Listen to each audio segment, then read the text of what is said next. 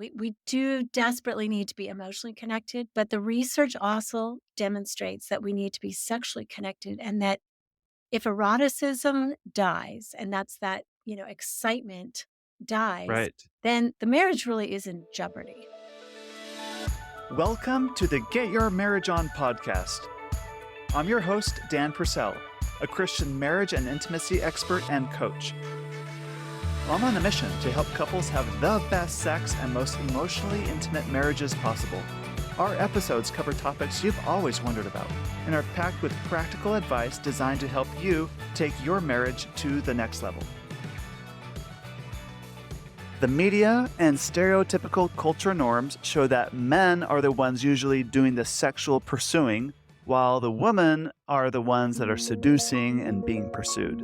Our culture is saturated with these tropes and themes. Think James Bond, Indiana Jones, or any other shows that kind of show this theme. But what happens if you're in a marriage where you, as the wife, find yourself often doing the pursuing? You're the one pursuing him, and he's the one often withdrawing or needing to be wooed.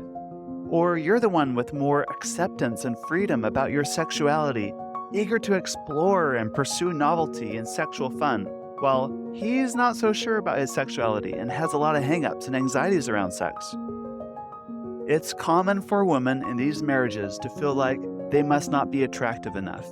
You might have gone through a lot of effort to look and dress pretty, or in this case, undress, for the occasion, and his rejection can really hurt. It's dysregulating to feel rejected, and you wonder, what's wrong with me? It's easy to get reactive in these situations and start a downward spiral. You may even be wondering what you can even do to get him interested in you sexually, or wonder why he withdraws in the first place, encouraging you to pursue him even more. So, with these questions in mind, I sought out this great guest today. She is Dr. Laurie Watson. She is a sex therapist and a marriage therapist, and also a married woman who is in a marriage where she's the one with more sexual desire and she is a pursuer in her marriage. So I figure she'd be uniquely qualified to answer questions I've had about higher desire wives. I found this conversation enlightening and refreshing. Laurie gives very specific step-by-step suggestions on how to approach the subject with your spouse and how to build a better sexual relationship as a whole. If you're in a marriage where there's hard feelings because of the gap between the pursuer and the distancer, or find differences in sexual desire levels to be more of a sore topic in your relationship, I say don't stay there in misery. Get help today and check out Next Level, which is my coaching program for couples. You can meet with me and my team, and it's really affordable, it's really flexible, it has tons of value, and is geared towards busy couples. You can go to getyourmarriageon.com's website and click on Marriage Coaching. Another option to work with us is our in-person intensive in the Dallas-Fort Worth, Texas area this October. Our retreats are 4 days, 3 nights long, and are really in-depth and challenging in the best sense. They're also really fun and romantic too. We have just a few spots left, and you can reserve your spot by going to getyourmarriageon.com and clicking on Retreats, then DFW Retreat. Did you know that Sextember is right around the corner? This is when you get to spend a whole month with you and your spouse with the goal of drawing together emotionally, physically, and spiritually.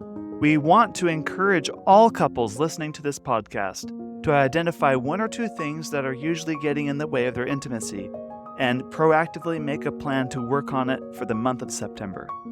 And you can participate in this challenge by using the Intimately Us app or a printable calendar on our blog. How it works is you and your spouse have the whole month of September, and you get to pick and choose what items you want to complete for every day in September. If you complete 20 out of 30 of those days, you get entered into a drawing for some amazing prizes that we have from some very generous partners and sponsors for the Sextember Challenge. So I invite you and your spouse to make that plan to connect better in the month of September. Dr. Laurie Watson, welcome back to the Get Your Marriage On podcast. Happy to have you here today. How are you? Thank you. Thank you for having me back. I'm great. Great. Now, you're a sex therapist, you're a marriage therapist, Yep. and married. I want to hear the story how you and your husband got together. Okay, well, I'm going to reveal my strategies very early with this story, but we actually kind of met at church. I I saw him at a pool party. He came out of the pool and I thought, "Oh my gosh, he's like Adonis." I mean, he was just so hot. And I really liked him. And, he was also this kind of sensitive guy who was great at talking. And so we were tossed together because our roommates dated each other. So we kept being tossed together all the time. Uh-huh. And eventually I'm like, okay, he's not asking me out. I really like him. So I asked him out and he turned me down. Oh, No, no. then I had the courage or the foolishness, perhaps, to ask him out again. And Uh-huh. he turned me down again. Oh, no. So I had in my dating life really pined for men for a very long time without much result. I would just like somebody, maybe I didn't let them know or whatever, but this strategy, I said, I'm going to let him know. And so that was a fail. And so I just told myself, you know what? I am getting over this guy. I am getting over him. I am not going to do this pining thing and waiting. And I'm just going to open up to the world and say, I'm going to date whoever asks. And I actually started dating quite a bit. But, in the meantime, my roommate and I went away for the weekend, and her mother was staying with us, and she was giving last minute instructions to her mother. And she said, "When my boyfriend, my husband's roommate, calls, tell Ken that I love him." And I said, "Oh, yeah." And when Derek calls, of course, knowing that he never would because he had turned me down, "Tell Uh-huh. him I love him too." Uh-huh. And we go away to this women's retreat or whatever, and then we come back and we're unpacking, and about an hour in, my girlfriend's mother says to me, "Oh, Laurie, your young man friend called, and I gave him the message." I said, "Oh my god. Who called and what message?" And she said, "Derek called and I told him you loved him." I was absolutely humiliated, absolutely Uh, mortified. And hence my career in the marriage as a pursuer begins. But oh, we did well, then he, like, was sort of, like, nonchalant, "Well, I was just calling to see if you guys were back." It wasn't even an ask for a date. I was, like, done. But we did about a week or 2 later start dating, and so that oh, that's good. He was got he got his, senses together and he finally saw the light. uh-huh. Yeah, he finally saw the light. That's great. So, as a marriage coach myself and working with lots of couples, I see this dynamic common where one spouse seems to be more interested in sex than the other. Absolutely. One tends to have more desire or does more pursuing than the other person. Right. Can we talk about what is the difference between being a pursuer and being the one with higher desire for sex in a relationship? Okay. So, first of all, this is a little bit complicated, but I think about desire as a shared quantity between two people. It's how they interrelate, kind of whether or not the garden of desire is there. Okay. Although, yes, sometimes one person will say, I want sex more often, or I want more intense sex, or I want more variety, something, and my partner seems to not want it as much. I would say that there is a vast majority of how the sexes and our hormones do play into this. So men, their bounty of testosterone, are driven physiologically to want sex. And I say that physiology informs psychology. So because their body says this to them, they often experience intimacy and love as sexual. And women, Yes. without that push, sometimes they experience pleasure in sex, they like sex, they maybe even want sex, but overall they're not driven to it. And then there's this other issue that they often need emotional connection in order to feel desire. So Yes. there's kind of a crisscross in often in heterosexual couples where the male is the sexual pursuer, he chases and then backs up sexually, but she kinda chases emotionally, and he backs up and feels suffocated and controlled by her emotional pursuit. So but there are times, right, that sometimes men, they have high desire and they turn to porn and masturbation, and they become withdrawers, sexual withdrawers, or for whatever reason, maybe their history, their family life, they've learned that that level of vulnerability to be a sexual pursuer is somehow or another dangerous, to them. they just don't feel safe doing it. And so they withdraw sexually. It really doesn't have to do with their desire or even necessarily their attraction to their partner. And women, and I identify as a sexual pursuer and an emotional pursuer. Oh my goodness, I'm both. And so women who are not necessarily fueled by testosterone, I mean, for some of us, we really do identify that sexuality and a sexual encounter is the way we feel loved, and our bodies are very primary in terms of feelings of attachment and connection. And, Yes. we also want that with a heavy dose of emotional connection, but I think there are about 20% of women out there.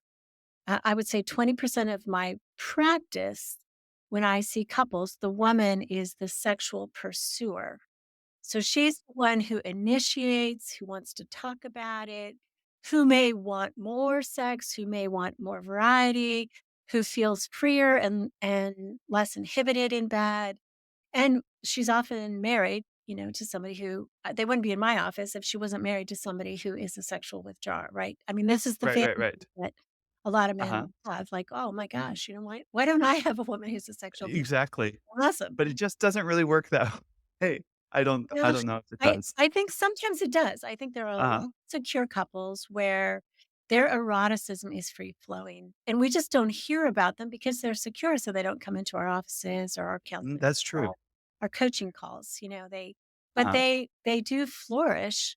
And, sex, Dan, is so important to the bond of a couple. We do desperately need to be emotionally connected, but the research also demonstrates that we need to be sexually connected, and that if eroticism dies, and that's that, excitement dies, Right. then the marriage really is in jeopardy. So, because we become subject to temptation, we become like the marriage sort of erodes that sense of, well, we're just roommates. All of that starts happening, and we lose hope because most of us, when we fall in love, we desperately want our person to get us, to really Yes. want to understand and know us, but we also want them to want us in bed and to be, have sexual engagement with us. It's not just that we want them to give us sex.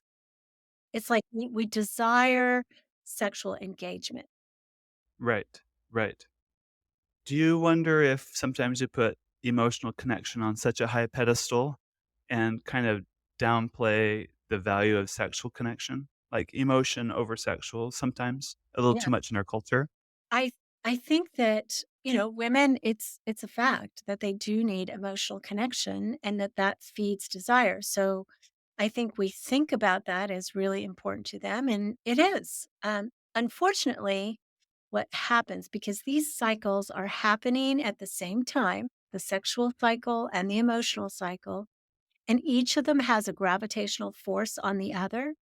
So when she needs emotional connection and can't get it, she pulls back sexually. When she pulls back sexually, her male partner often is dysregulated emotionally.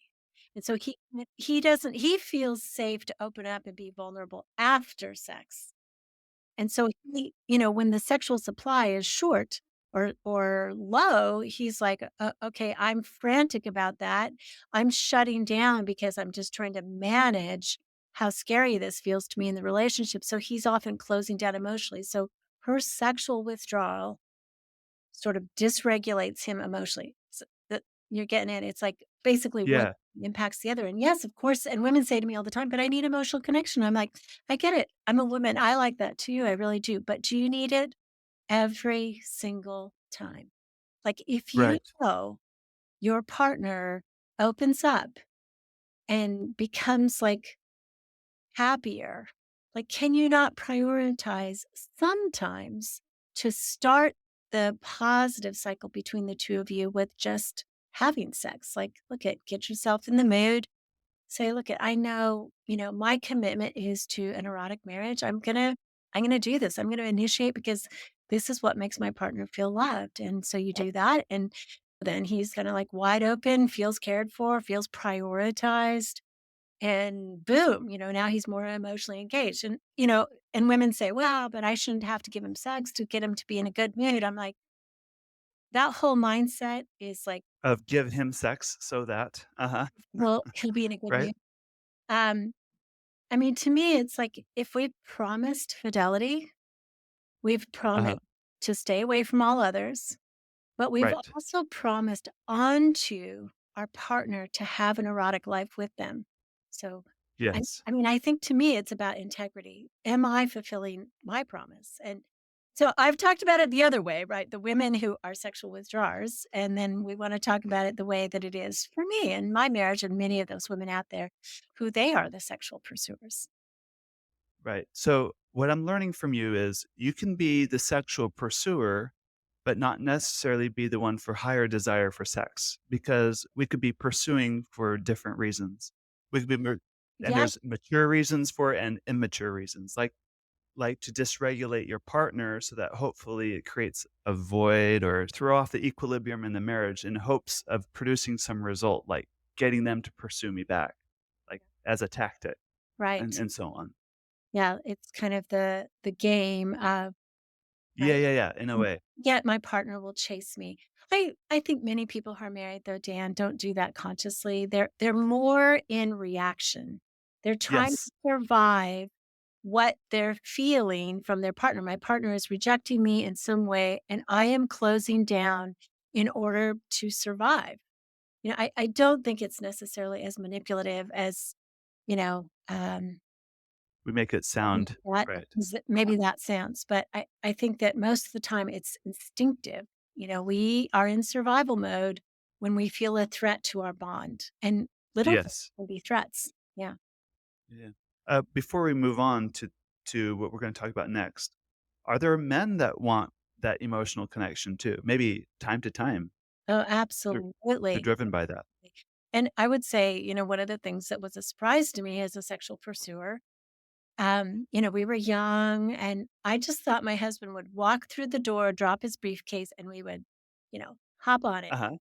And Right. that was my experience in terms of this is what I thought of when I thought about men and sex, like they're just gonna want it at the drop of the hat. But no, no, no. My husband, he liked wine and roses. It was like he wanted to be wooed. He wanted to sit with me and connect and have dinner and a glass of wine and feel that sort of sense together before he was ever ready for sex.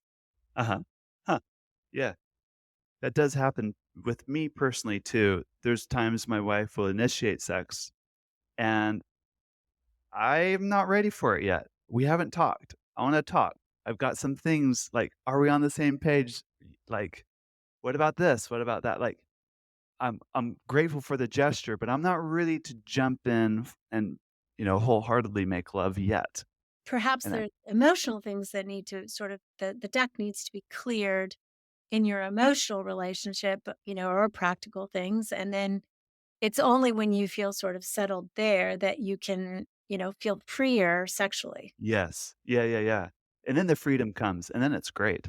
Mhm. So, Does she it's know good. that pattern? Have you told her this is my pattern? This is something that I need sometimes. Yes, we've been married almost 20 years, so we're pretty good at, Nice. reading each other and That's one of the things managing that. I ask couples, like, once you identify a part of your cycle, make it clear, like go to them and say, "Hey, I've been thinking I have this pattern and this is why sometimes you might initiate and it gets mixed up in your head like you may think something too, and I don't really know what you think when you initiate and I'm not ready. I'd love to know what you think, but this is what I'm thinking. I kind of need to clear the deck.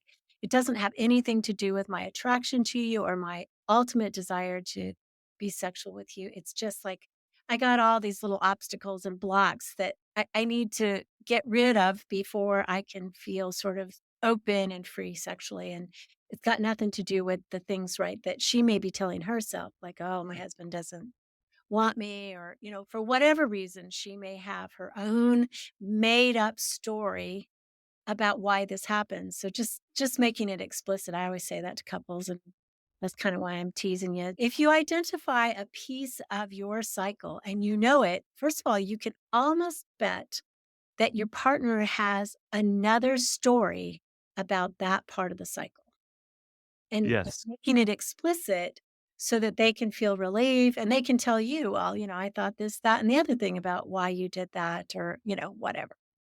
And So, I'd like that you're highlighting this because it's so important that we pay attention to the stories we tell ourselves. Because yes, sometimes there's a better story out there that's believable that we can lean into than the one we're currently giving ourselves. right. Part of our emotional reaction is the meaning that we make about what is happening and what our partner is doing. We're making it up in our heads. Yes. He's doing this because he doesn't care about me. He's withdrawing because he doesn't think I'm attractive. He's withdrawing sexually because, he wishes I were like that woman or I was like a porn star or, whatever. We can make it up in our heads. And that increases our physiological escalation, right? Because the meaning that we make up is always a bad meaning, Mhm. and Mhm. so, it increases this sense of, anger, frustration in the pursuer. And the withdrawer, it can increase feelings of, like, being misunderstood, feeling hopeless, like, "No matter what I do, it doesn't make you happy anyway," all of those things. And we also feel emotion in our body. And so, if we're having a discussion before or about sex and we get physiologically escalated in our bodies because of what we tell ourselves, because of what we feel about it, and we can't quickly get a hold of that, it can wreck a sexual moment. Oh, The yeah. eventual sexual moment. It might take us to the next day to get over it. Uh-huh. Yeah, definitely. Definitely, yes. All right, let's talk about situations where, let's say you're the wife listening to this podcast and you're the pursuer in the relationship. You might even be the one with higher sexual desire and you feel like something's gone wrong. I've got a reader question that kind of highlights this. She says, as a woman, it's very hard when her husband is not interested in intimacy. With all the stereotypes and the knowledge of male biology, men tend to be the initiators. That's her story she's telling herself. Yeah. I don't want them to feel attacked or that he's less of a man, but I don't know how to broach the subject. He has even turned me down when I have initiated. I try not to take it personally, but it's becoming increasingly difficult. Please help. Yeah. Well, I'm with you, sister. Yep. I could have written that. Uh-huh. And I think that, first of all, it sounds like, potentially she's talked on some level, but maybe not from a vulnerable place. And so, one of the things that we do and we talk about on my podcast, Foreplay Couples and Sex Therapy, is how to reach vulnerability and then give that package over to your partner. Because vulnerability lands differently than pursuit. So, Yes. pursuing almost always contains elements of criticism, of escalation, and Competition, maybe inherent in anger, it. anger, I think, more than competition. Yes. I mean, the reason is because we're trying desperately as pursuers to get a message across. So we fuel it because something is important. Our partner is important. This connection sexually is desperately important. We know it's important to the marriage. And so, that pursuit has really good intentions. The problem is it lands in a partner in a way often that they go, okay, I'm messing up. I am no good. And it does, just like she's predicting, make sometimes men feel like they're not a man.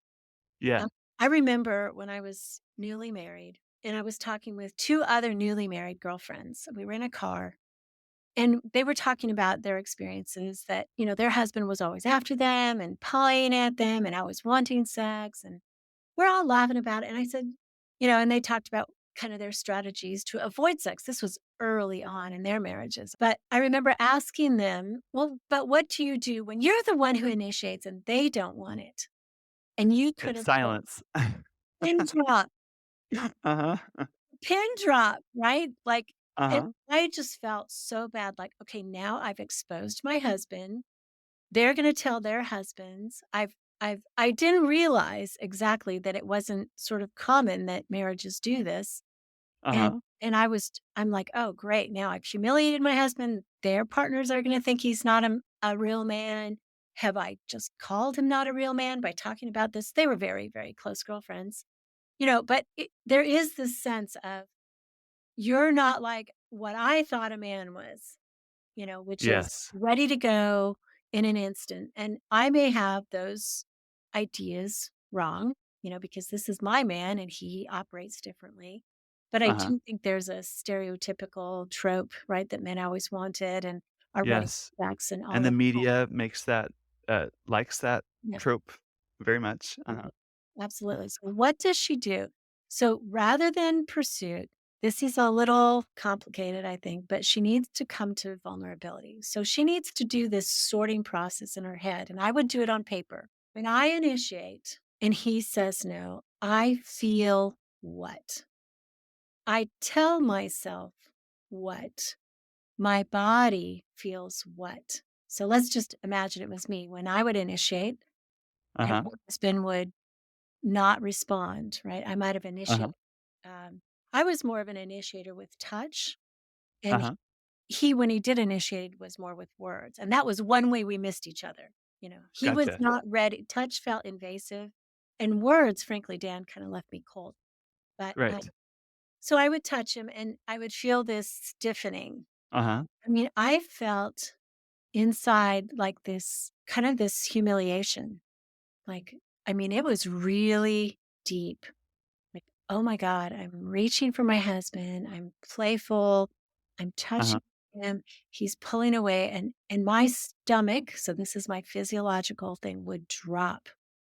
So I would Uh-huh. feel kind of humiliated, embarrassed maybe. I was just Uh-huh. embarrassed and then my stomach would drop and I told myself he doesn't think I'm attractive. I mean, that was the most toxic part. And then he doesn't think I'm attractive, and then on the inside, this is where this is where we really doubled down on ourselves.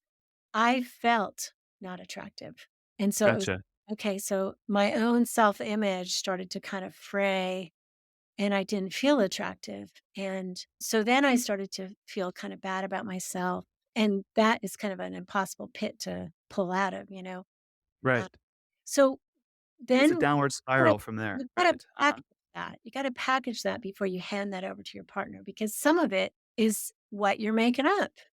So, Yes. well, at a It's a story you're telling yourself, right. And yes, you're in reaction mode, but you don't you know are it in the you moment because 'cause you're in it. are right? Right. Like being rejected. And so when I'm rejected, it's like I touched a hot stove.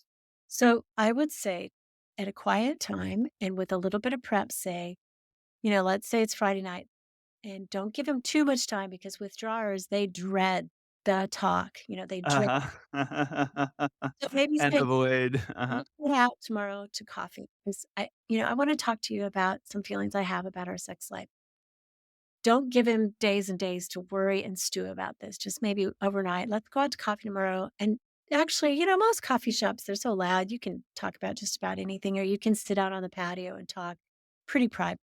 And it's public, so that means everybody's gonna be on their best behavior, Right. and you wanna say it with vulnerability. Say, "Sometimes," right? Not all the time, not every time, don't use superlatives, but just say, Uh-huh. "Times when I reach for you and I'm actually feeling sexy and I want you." So, right, I'm offering him a lot of reassurance about my attraction and my wanting of him. That usually feels good to people, and that is true in my heart. And I want you, and I want to make love to you. I will sometimes feel your body stiffen. Okay, so that's the trigger.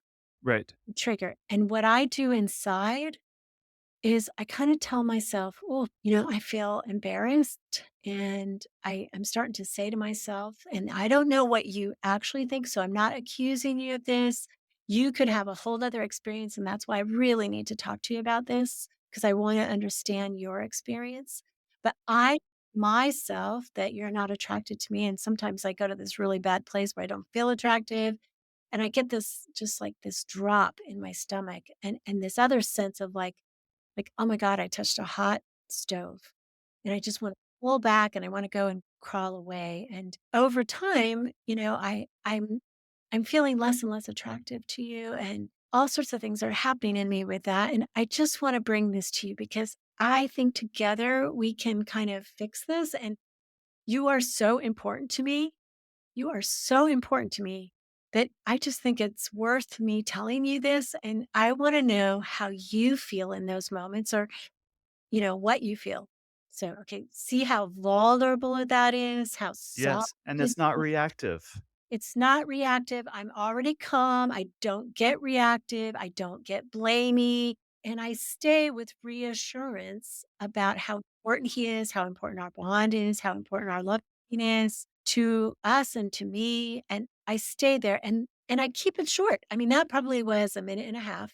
Then I zip it Yes. because withdrawers, one of the problems that they feel is they get easily overwhelmed and drowned in many, many words. And pursuers, we got thousands of words. My husband went to Princeton. He's a super smart guy, but in a fight, he just shuts down.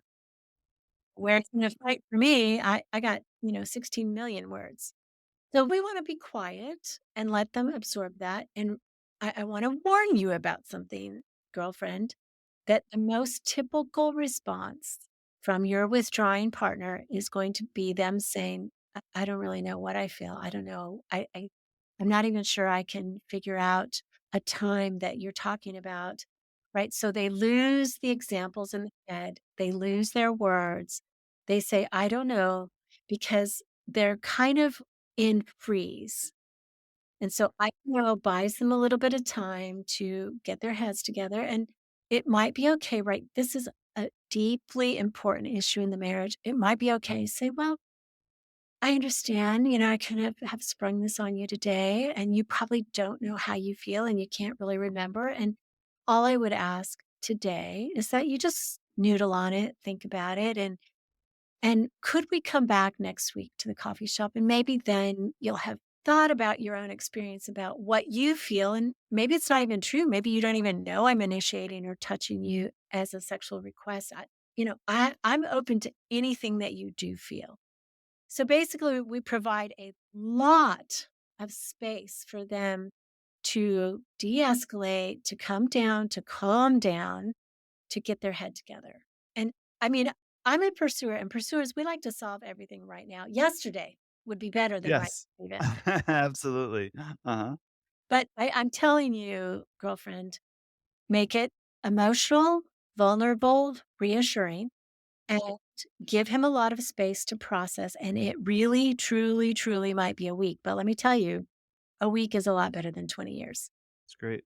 I remember coaching a couple too, where I could just tell by their interactions, no wonder he is a withdrawer. No wonder he's the one with less sexual desire in the relationship because of the way she's treating him. There was a lot of criticism. There was a lot of just judgment, Yeah. is evaluating him, and he's not manly enough for her, and she'd talk about some of her previous boyfriends and how they were great lovers, but he can't even get an erection in bed, and she's gotta do all this work to make sex happen, and she's so frustrated with him. And I'm looking at him, and he's just shrinking smaller and smaller and smaller during Yeah. this coaching session. I can just realize sometimes your spouse might be low desire or be that withdrawal in big part because the way you're treating them. And I see that happen too. Sure. Sure. I mean, I think it's very natural for the withdrawer to shut down when they Uh-huh. feel As a criticized, defense mechanism. good enough and good, right? I mean, that's Yeah. the message that they're hearing. I would Yes. say to you, you're dropping into a moment, and maybe what you haven't seen is her multiple times of trying that the reason she's escalated and now critical and hammering is because she didn't get through in subtle ways. When she did try earlier in the relationship and he withdrew first and shut Okay. down, and she was like, "Oh, okay, what just happened there? Do you not want me?" Like there are often this is an escalating pattern. So we see, and I will say the pursuer is we always feel like the pursuer is the angry bitch or the Uh-huh. um You can see it because it's more visible, but you don't see it. invisible. It's But it's you don't just see the as not immature on the other side. right, Yes. you don't Right. see the not doing, right? Because Right. oftentimes the not doing It's is just as bad. is Uh-huh. just bad and just as deregulating. If people wanna think about this, there's a little YouTube video out there. It's called Still Face Experiment. Uh-huh, I've seen that one. Like, Uh-huh. With the mother and the child, yes. the mother and the baby, and she's engaged, then her face goes still, and the baby gets instantly dysregulated. And when our partner goes still, we go on high alert because we can sense the preoccupation. You've gone away from me, and we can get dysregulated. As we become more secure, we can calm ourselves down. We can say, "Oh, I know that it was a bad work week. I know that this is, his family's coming into town. He's preoccupied." And we can calm ourselves down a little bit by telling ourselves a story that makes it better, that Yes. we can understand. And then we can check it out. Hey, I just saw you kind of go away right there, and your eyes sort of glazed over. And I'm just wondering, could you tell me what you're thinking about? Right? We become curious instead of assumptive. You're going away from me because you don't want to hear what I'm saying. That's assumptive, and that makes me mad. Whereas I don't know what just happened, and if you could help me understand kind of what you've gone through, that would be lovely. And again, of course, right? With jars, when you ask them that question, they're gonna take space. They're gonna say, "Oh, I don't really know what I'm feeling. It's like they're that deer in the headlight. So they need a lot of space to come to that. I do know, and then I can tell you. And when they do tell us what they feel, we have to receive it with some openness. And sometimes it's a hard thing. Sometimes it's a hard Yes. thing. It's like, I feel humiliated when I don't get erections. So why in the world would I initiate when I am not certain I'm going to get an erection and you're going to get mad at me? Like that's their story. And so we don't know. I mean, we have to have mercy. Like, oh my God. If anything, George, my co-host, George Fowler, has drilled into my head how vulnerable men feel about their erections and their loss of erections or coming too quickly or, premature ejaculation or losing an erection is like these exquisitely vulnerable experiences. And I think, most women don't climax with sexual intercourse. We need clitoral stimulation. So it doesn't matter as much to us what's happening with the penis, believe it or not. I mean, some women, of course, we want intercourse. We like that. It feels really good. It feels connecting. And if the problem has been going on for a long time and your partner hasn't gotten help, what do you tell yourself about that? They don't care about me enough to get help. But what they tell themselves is, are you kidding me? You want me to tell a doctor? Like, first of all, I'm humiliated by, myself. And now you want me to go tell someone else? They and so we have to sort of hear this other part that, may not make sense to us or we think is so practical or whatever, but we have to hear it on their level of vulnerability so that we can offer the comfort. It's like, "Oh my gosh, I never realized that you felt so humiliated." And then the thought of telling your male doctor about it, who you tell yourself in your head, "He didn't struggle with this problem." It just feels humiliating. And so that's partly why you haven't gotten help. I'm kind of feeling that with you. I get that, right? Yes. And this is the work of marriage. It's unending. It's this maturing, it's this growing, it's the willing to step into vulnerability and staying there, not being so reactive all the time, but really giving your partner a lot of grace too along the way and yourself too. Yeah. And kind of just Vulnerability and curiosity are how we bridge curiosity. the Yeah. obstacles. Just Vulnerability. growing through all this. Yes. Very good. Very good. As couples do this and do this better over time, and the sexual intimacy and the connection, both emotional and the bond that you get from the physical side too, the sexual side, that gets better. What are some black belt sex tips you can offer a couple? Things to take things from they were bad, now they're baseline, they're good, but to great, to the Yeah. next level.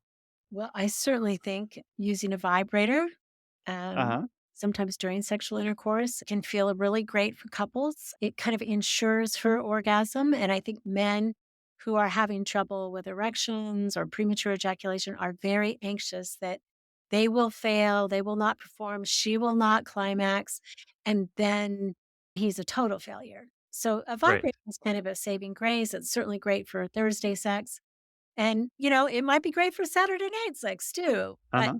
there's Uh-huh. nothing wrong with that to kind of add, a sense of physiological speeding up of her slower arousal cycle so that they kind of match a little bit better.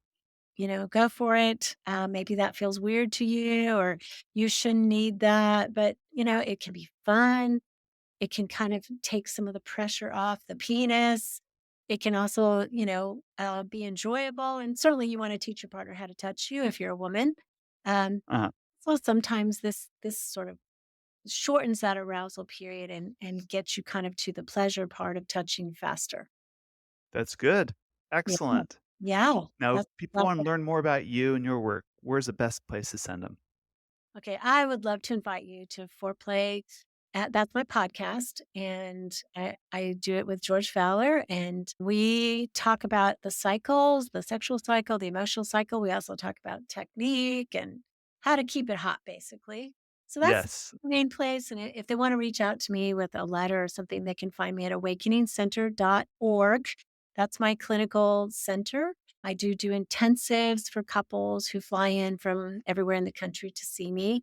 We usually meet for 12 hours over a weekend. And then I also have another counseling center. It's actually called counselingnearme.us.